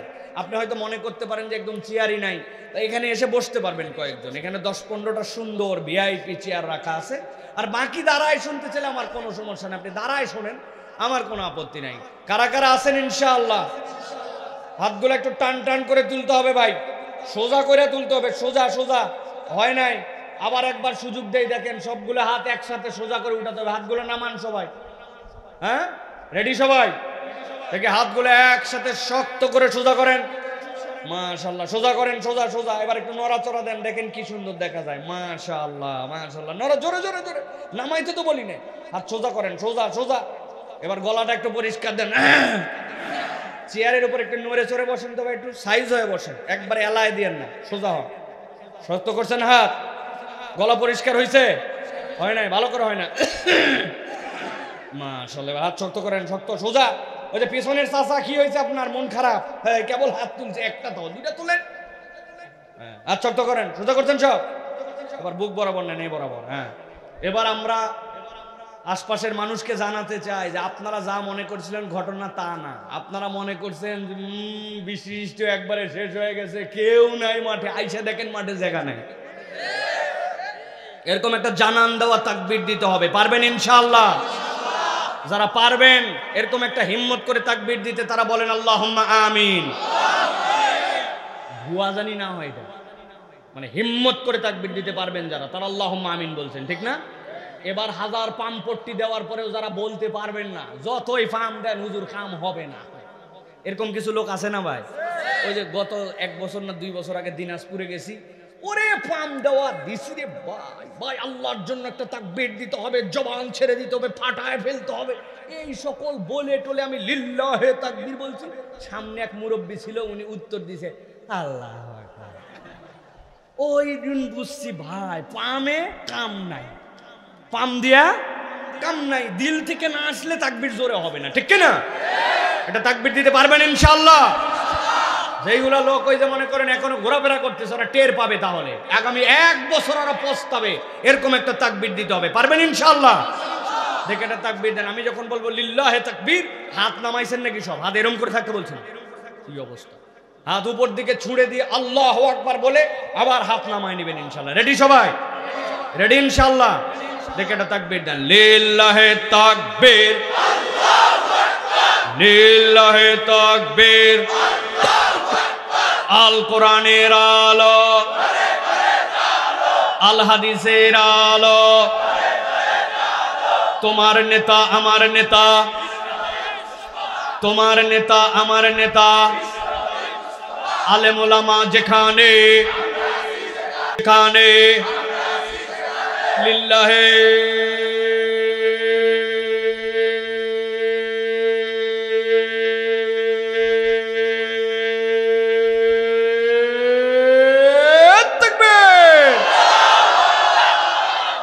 মাশাআল্লাহ মাশাআল্লাহ মাশাআল্লাহ। শয়তান আছে আর যেইগুলোর একটু অলস করছিল যে বাবা অনেকক্ষণ আসিস নিচে ভিজা চল, ওই শয়তান আপাতত চন্দ্রার দিকে, ঠিক কি না? আল্লাহু আকবারের স্লোগান সত্যি সত্যি শয়তান সহ্য করতে পারে না। আজান দিলে কুত্তা কান্দে, শুনছেন? কুত্তা করে না? কি জন্য করে? শয়তান দেখতে পায়। আল্লাহ নবী বলছেন আল্লাহু আকবার শুনলে শয়তান পালাতে থাকে, শব্দকে সহ্য করতে পারে না। এই জন্য বাংলাদেশেও দেখবেন এক শ্রেণীর লোক আল্লাহু আকবারের স্লোগান পছন্দ করে না, আল্লাহু আকবারের পক্ষে থাকতে পারে না। আগামীর বাংলাদেশে আল্লাহু আকবারের স্লোগানের পক্ষে যারা থাকবে না, বাংলাদেশের মুসলমানও তাদের পক্ষে থাকবে না, ঠিক কি না?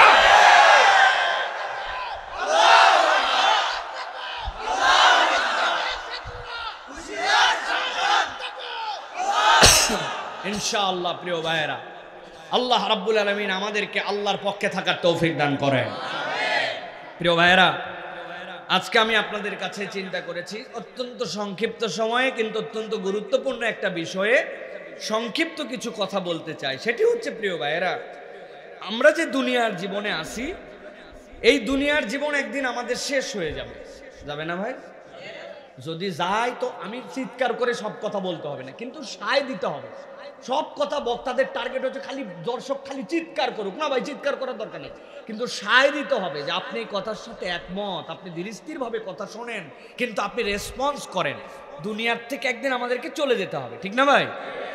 এবং আমাদের এই দুনিয়ার পরবর্তীতে আল্লাহর সামনে একদিন আমাদেরকে উত্থিত হতে হবে এবং আমাদের দুনিয়ার সকল কার্যকলাপের পূর্ণাঙ্গ হিসাব আল্লাহ করবেন, ঠিক কি না? পূর্ণাঙ্গ হিসাবটা কেন বললাম? এমন কাজ করে গেছি, আইনের চোখে ফাঁকি পড়ে গেছে, পুলিশ ধরতে পারে নাই, দুনিয়ার কেউ জানে না, কেবল আমিই জানি। কিন্তু ওইটা যদি অন্যায় হয়, ওইটার বিচার আল্লাহর কাছে হবে কি হবে না? আবার দেখা যাচ্ছে যে এমন বিচার দুনিয়া হয়ে গেছে, কিন্তু ওই বিচারটাও দুনিয়ার জিন্দেগিতে পূর্ণ বিচার হয় নাই। 1 লোক 5 জন মানুষকে মেরে ফেলেছে গুলি করে, ওই লোককে ফাঁসি কাস্টে ঝুলাই দিছে একবার, তাহলে যেই 5 জনকে মারলো আর ওরে মারলো একবার, বরাবর হইছে? তাহলে বরাবর হবে কবে? কিয়ামতের দিবসে, ঠিক কিনা? ওই দিন কিন্তু হিসাব বরাবর হবে। এমন একটা লোক আপনাকে এমন ভাবে টাকা পয়সা মহব্বত করে দিয়েছিলেন, কোথার থেকে কোথায় হাওয়া হয়ে গেছে, আপনারে বলছে ভাই টাকা নাই, তুই যেমনে পারিস নে, পারলে আমাকে মাইরে ফেল। এরকম লোক আছে না কিছু খান্নাস, একদম স্পষ্ট বদমাইশ, ও জেনে বুঝেই মানুষকে ধোকা দেওয়ার জন্য এরকম টাকা পয়সা নিয়ে এখন পাওয়ার দেখাইছে। ব্যাংকের মধ্যে টাকা রাখছে মানুষ, তার কষ্টের আমানত, আর ব্যাংকের মধ্যে দৌড়ে দৌড়ে যে ব্যাংকের টাকা পাওয়া যায় না, এরকম 5-7টা ব্যাংক বাংলাদেশে চলমান আছে, ঠিক না ভাই? তাহলে যেই লোকেরা এই টাকাগুলো হাওয়া করে দিল, মনে করলো যে যাক এই দেশ থেকে পালায়া আমি পাশে চলে গেছি, দূরে চলে গেছি, তার মানে বাংলাদেশ থেকেও বাড়াতে পারলে আল্লাহর আয়ত্ত থেকেও সে বাড়ায় গেল, ঠিক না? ঠিক তো না? কারা কার জন্য ঠিক বলছে? আমি তো বলছি খেলা এখনো শুরুই হয়, খেলা এখনো শুরুই হয় নাই। দেখবেন ফুটবল মাঠ যদি এটা আপনি কল্পনা করেন, এই ফুটবল মাঠ এটা যদি কল্পনা হয়, তাহলে দেখবেন খেলা শুরু হয় এই মধ্যের থেকে, ঠিক না ভাই? আর ডি বক্স থাকে এই জায়গায় না, এই জায়গার থেকে বল শটানোর পরে পাস দিতে দিতে দিতে দিতে ডি বক্সের মধ্যে আনে, এরপরে এই জায়গার থেকে গোল কিক টার্গেট করে গোলের মধ্যে মারে। এইখান থেকে ডাইরেক্ট খুব কমই মারে, তবে মারে মাঝে মাঝে, তবে টার্গেট থাকে খেলে খেলে ডি এর মধ্যে এনে টার্গেট ঠিক করে তারপরে ফেলা। আমি বলি যেইগুলা বাংলাদেশের বিচার ফাঁকি দিয়া, দেশকে ধোকা দিয়া, দেশের মানুষের টাকা মেরে খেয়ে অন্যায় অপকর্ম করে বাংলাদেশ থেকে পালায় যায়, মনে করছেন বাইচে গেছেন, আপনি বাঁচেন নাই। আল্লাহর শট মারা কেবল শুরু হয়েছে, জাহান্নামে যাওয়ার আগ পর্যন্ত এটার বিচার হওয়া যে যাবে না। বুঝে হিসাব করেন, দুনিয়ার মানুষকে ফাঁকি দেওয়া যায়, আল্লাহকে ফাঁকি দেওয়া যায় না। ধরে না ধরে না ধরে না, ওই আল্লাহ ধরলে কিন্তু আর ছাড়ে না। এই জন্য প্রিয় ভাইয়েরা, পরকাল আছে, এইটা ইমানদারের বিশ্বাস, ঠিক তো ভাই? সংক্ষেপ করতেছি। তাহলে ওই পরকালে যাওয়ার পরে আমার বিচার হবে, পরকালে আল্লাহ রাব্বুল আমিন বান্দাদেরকে দাঁড় করাবেন, এটা সত্য, আমরা মানলেও সত্য, না মানলেও সত্য, ঠিক না ভাই? অনেক পণ্ডিত আছে কোরআন মানে না, ইসলাম বিশ্বাস করে না, হুজুর দেখলে গা জ্বলে, আছে না ভাই? আমি বলছি ভাই তোমার গা জ্বলাজ্বলি জায়গাত রাখো, কোরআন মানো না জায়গাত রাখো, আমাদের কোনো সমস্যা নাই, খালি কোরআনের একটা ছোট্ট আয়াত অস্বীকার করো, তাইলে আমি তোমার দলে যোগ দিব। কুল্লু নাফসিন যায়িকাতুল মাউত, যার মধ্যে নফস আছে, যার মধ্যে আত্মা আছে, তারে মরা লাগবে, এই কথা কোরআনে আছে না ভাই? তুই কোরআন মানার দরকার নাই, তুই এই কথা অস্বীকার করি, তুই 150 বছর বাইচে দেখা বেটা, তুই এই আয়াত অস্বীকার করতে পারিস না, আর তুই বাকি কোরআন নিয়ে তোর সাথে কোনো খেলাই নেই তোর সাথে, ঠিক না? তাহলে পরকালে আমাদেরকে যেতে হবে, আল্লাহর সামনে আমাদেরকে দাঁড়াতে হবে, আমরা স্বীকার করি, ঠিক তো ভাই? এবার দেখেন ইন্টারেস্টিং পয়েন্ট, পরকালে আমরা আল্লাহর কাছে যাব, আল্লাহর সামনে দাঁড়াবো, আল্লাহর সামনে বিচার হবে, সব স্বীকার করলাম। দুনিয়াতে যত পরীক্ষার প্রাপ্তি এবং তার পুরস্কার বড়, দেখবেন ওই পরীক্ষার প্রশ্নপত্রগুলো তত গোপন রাখা হয়। আপনাদের বাড়িতে বাড়ি থেকে সাপ্লাই দিয়ে দেয় যে ধরেন ক্লাস 5 এর পরীক্ষার প্রশ্নপত্র সকলে নিয়ে যান, এইটা 8 এরটা, আর শোনেন এসএসসির টার একটু কঠিন, এই জন্য 1.5 মাস আগে যোগাযোগ করে আপনারা নিয়ে যান, এরকম করে প্রশ্ন দেয় ভাই? দেয় না, এটা গোপন রাখে। কারণ কি? এর পরের ফলাফলটা বড়। এইগুলা পরীক্ষার প্রশ্নপত্র যত না গোপন, বিসিএস এরটা তার থেকে বেশি বেশি গোপন, ঠিক কি না? তার মানে দুনিয়ার সিস্টেম, যেখানে পরীক্ষার ফলাফল যত বড়, যেখানকার পুরস্কার যত বড়, প্রশ্ন তত গোপন রাখা হয়, ঠিক না ভাই? কিন্তু আজব আজব আজব, আল্লাহ রাব্বুল আলামিন ওই যে শুরু করেছি আমি বিনা কারণে ওইটা পড়ি নাই, আলহামদুলিল্লাহি রাব্বিল আলামিন যিনি বলছেন, তিনি তার পরিচয় দিচ্ছেন আর রহমানির রহিম, তিনি হচ্ছেন রহমান, তিনিই রহিম। মুফাসসিররা বলছেন কিয়ামতের দিবসে বান্দা আল্লাহর সামনে দাঁড়ানোর পরে হিসাব নিয়ে যেইগুলো ঝামেলা হবে, হিসাবে যেইগুলো পয়েন্ট আটকায় যাবে। আল্লাহ এত দয়াবান, আল্লাহ বান্দাকে জান্নাত দিতে চান, কিন্তু আল্লাহ কিয়ামতের দিনে বান্দা যেই পয়েন্ট আটকাবে ওই প্রত্যেকটা পয়েন্ট আল্লাহ রাব্বুল আলামিন দুনিয়াতে কোরআনে আগেই জানাই দিয়ে রাখছেন, যাতে বান্দা পূর্ণ প্রস্তুতি নিয়ে আসতে পারে, একটা বান্দাও জাহান্নামে না যায়, আল্লাহর প্রত্যেকটা গোলাম যেন জান্নাতে যেতে পারে। সুবহানাল্লাহ। কিয়ামতের দিনে বান্দা কতগুলা জায়গায় আটকাবে, ঠিক কি না? আজকে আমরা সংক্ষিপ্ত সময়ে 3টা পয়েন্টের কথা আলোচনা করব। কয়টা? 3টা। যেই 3টা পয়েন্ট আল্লাহ কোরআনে জানাই দিয়ে বলছেন, বান্দা এই পয়েন্টে তুই আটকাই যেতে পারিস, ওই দিনে আমি আল্লাহ রাব্বুল আমিন তোকে অগ্রিম জানাই রাখলাম, প্রস্তুতি নিয়ে আয়। তাহলে আমাদের যদি এই 3 পয়েন্টে কোনো ঘাপলা থাকে আমরা ঠিক করে ফেলবো, আর যদি আমাদের ঠিকঠাক মতো থাকি তাহলে আরো সুন্দর করার জন্য চেষ্টা করব। আল্লাহ আমাদেরকে জানাইছেন, তাহলে এই 3টা পয়েন্ট জেনে বুঝে আমরা বাড়িতে যাব ইনশাআল্লাহ। একটা মুখ বন্ধ থাকবে না, একসাথে বলেন ইনশাআল্লাহ। আল্লাহ যেন আমাদেরকে আমল করার তৌফিক দান করেন। আল্লাহ রাব্বুল আলামিন নবীজি সাল্লাল্লাহু আলাইহি সাল্লামকে বলছে, ও আমার হাবিব, কিয়ামতের ময়দান যখন হয়ে যাবে, কিয়ামতের ময়দান হওয়ার পরে আল্লাহ রাব্বুল আলামিন আপনাকে একটা মর্যাদা দান করবেন। ওই মর্যাদার নাম হচ্ছে মাকামে মাহমুদ। সুবহানাল্লাহ বলেন। আমার নবী সাল্লাল্লাহু আলাইহি সাল্লামের আগে উম্মতেরা দৌড়ায় দৌড়ায় সকল পয়গম্বরের কাছে দৌড়াদৌড়ি করবে। এক এক পয়গম্বর এক এক কারণে তাদেরকে বলবেন, আমি আল্লাহর সামনে আজকে মাথা উঁচু করতে পারবো না। এরপরে সর্বশেষ যখন আমার হাবিব মুহাম্মদুর রাসূলুল্লাহ সাল্লাল্লাহু আলাইহি সাল্লামের কাছে মানুষেরা আসবে, আল্লাহ নবী সাল্লাল্লাহু আলাইহি ওয়াসাল্লাম এরপরে আল্লাহর সামনে সিজদায় পড়ে যাবেন। আমার নবী বলছেন, আমি সিজদায় যখন পড়ে যাব, যাওয়ার পরে এমন ভাবে আল্লাহর প্রশংসা করবেন, এমন ভাবে আল্লাহর হামদ করবেন, ওই হামটুকু আল্লাহ শিখাই দিবেন। আল্লাহর নবীর আগে কেউ ওই ভাষায় কখন আল্লাহর প্রশংসাই করতে পারে নাই।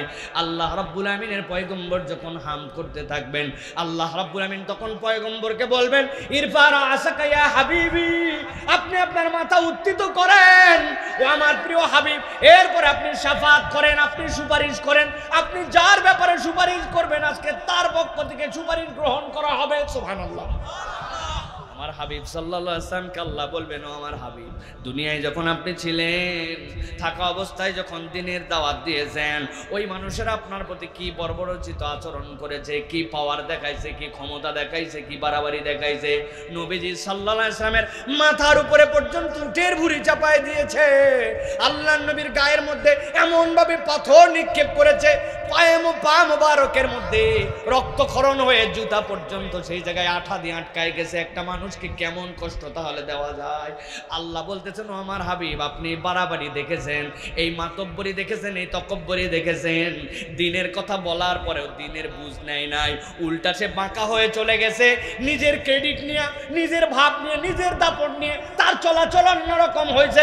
কিন্তু আমার হাবিব, আপনি মাথা উঁচু করেন। আজকে আপনি তাদের পক্ষ থেকেই কেবলমাত্র আজকে সুপারিশ করবেন। আমি আল্লাহ যাদেরকে সুপারিশ করার জন্য মনোনীত করব, আপনার সুপারিশ গ্রহণ করা হবে। তবে আমি রব্বুল আমিন ক্রাইটেরিয়া বর্ণনা করে দেব, এর বাহিরে আরেক শ্রেণী আজকে আপনার সামনে হাজির হবে। আল্লাহ রাব্বুল আমিন বলছেন, তারা কারা, কি অপরাধে আল্লাহ রাব্বুল আমিন তাদের কথা উল্লেখ করলেন। আল্লাহ কোরআনে বলছেন, ওয়ালাউ তারা ইয উকিফু আলান নারি فقالوا يا ليتنا نرد ولا نكذب بآيات ربنا ونكون من المؤمنين। আল্লাহ রাব্বুল আমিন বলছেন, ও আমার হাবিব, আপনি ওই দিন দেখতে পাবেন এক শ্রেণীর লোক, যেই লোকগুলাকে আপনি দেখবেন জাহান্নামের সামনে এসে তাদেরকে হাজির করে দেওয়া হয়েছে। ওয়ালাউ তারা ইয উকিফু আলান নার, এই যে জাহান্নাম, জাহান্নাম পর্যন্ত তাদেরকে দাবড়ায় দাবড়ায় নিয়ে আসা হয়েছে। গুনগুন গুনগুন করতে করতে তারা চলে আসছে এই জায়গায়। আসার পরে জাহান্নামের সামনে হাজির, বিচার ফাইসালা সব হয়ে গেছে। আল্লাহ রাব্বুল আমিন এখন জাহান্নামের মধ্যে তাদেরকে নিক্ষেপ করবেন। ওই জাহান্নামের পাশে তারা একটুখানি দাঁড়ানোর সময় পাইছে। আল্লাহ বলছেন, দাঁড়ায় আল্লাহর কাছে বলতে শুরু করছে, فقالوا يا ليتنا نرد ولا نكذب بآيات ربنا ونكون من المؤمنين। ওই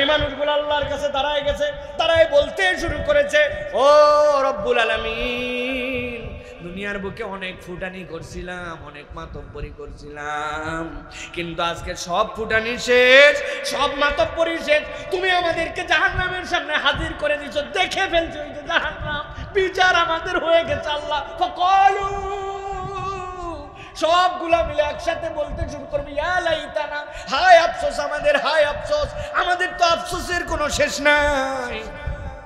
আল্লাহ বলতেছেন কিসের আফসোস রে, আজকের দিনে সব তো ফায়সালা হয়ে গেছে, আবার আফসোস করিস কেন? তারা বলতে শুরু করবে আল্লাহ আমাদের আফসোসের মাত্র ছোট্ট একটা কারণ আছে, নুরাদ্দু, আল্লাহ আজকে তো সব দেখে ফেললাম, যদি একবার আমাদেরকে আরেকবার দুনিয়ায় ফেরত পাঠায় দিতেন। বুঝে থাকলে বলেন, ওই দিন জাহান্নামের সামনে যাওয়ার পরে দুনিয়ায় কি আর ফেরত আসার সুযোগ থাকবে ভাই?